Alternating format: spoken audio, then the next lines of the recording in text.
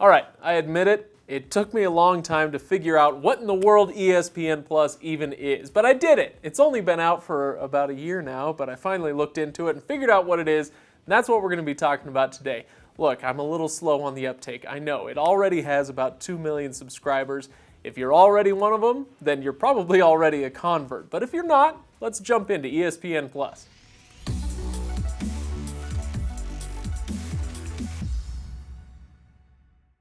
Now, first things first, hit that subscribe button and the bell icon so that you can be with us every Wednesday and Friday as we explore more videos much like this one. Now, ESPN Plus, we want to talk about what it is, but I think first it's more instructive to talk about what it is not.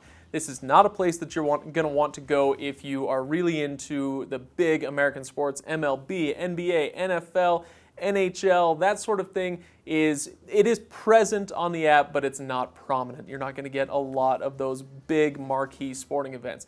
What you will get is, for instance, soccer. If you love soccer, you get a lot of MLS content, some European leagues as well, and you're going to get a lot of niche sports as well. More on this in just a moment. But again, what it is not is ESPN. ESPN Plus is different. There's no Sportscenter. There's no Skip Bayless or Stephen A. Smith, for better or for worse. I'll let you be the judge on that. I do not love. What? I do not love. What is wrong with you?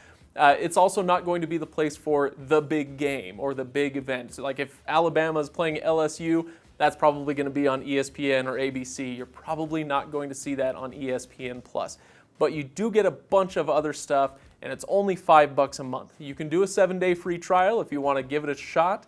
And if you're worried about what devices it's available on, it's pretty much everything. It's going to be available, pretty much everywhere. So it's tempting to think of ESPN Plus as ESPN's sort of warmed up leftovers. Yummy. And if you're only a casual sports fan, that might be kind of accurate enough. But honestly, I don't think that that's quite accurate.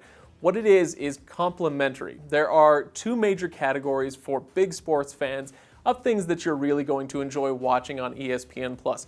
I'll save what I think is the best for last, but let's start with the first category, live sports. You get a ton of live sports, like I said, kind of outside of the big marquee events here in the US on ESPN Plus. The big one in my mind is soccer. With ESPN Plus, you're going to get all out-of-market MLS games, much like you would get with MLB TV, NBA TV, NHL TV, that sort of thing.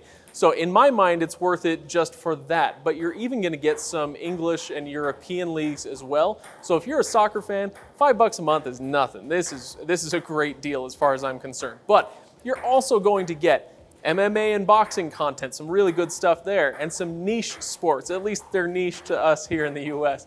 Rugby, cricket, Canadian football, some college sports, mid-tier football and basketball and baseball, lacrosse, track and field hockey, squash, I don't know, maybe some ping pong if you're lucky, I guess.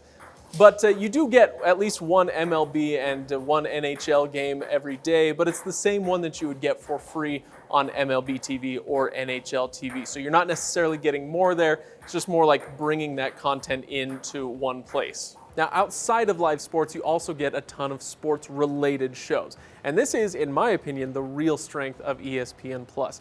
First of all, you're going to get the entire back catalog of 30 for 30 programs. All of them, and there are a lot more than 30 these days. And then there are the ESPN Plus originals. Now, these are super niche, but they're also really well done. My favorite is a show called Detail, where, for instance, you've got Kobe Bryant breaking down the skills of NBA stars, or Peyton Manning does the same thing for NFL plays and NFL players. And there's a lot more where that came from. So is ESPN Plus worth $5? I say absolutely. If this is the kind of content that you're looking for, if you love sports content, then yes, absolutely. And we now know that with Disney buying Hulu, there's a potential for a really great bundle coming up later this year or next year with Hulu, Disney Plus, and ESPN Plus. It's going to look pretty great, I think.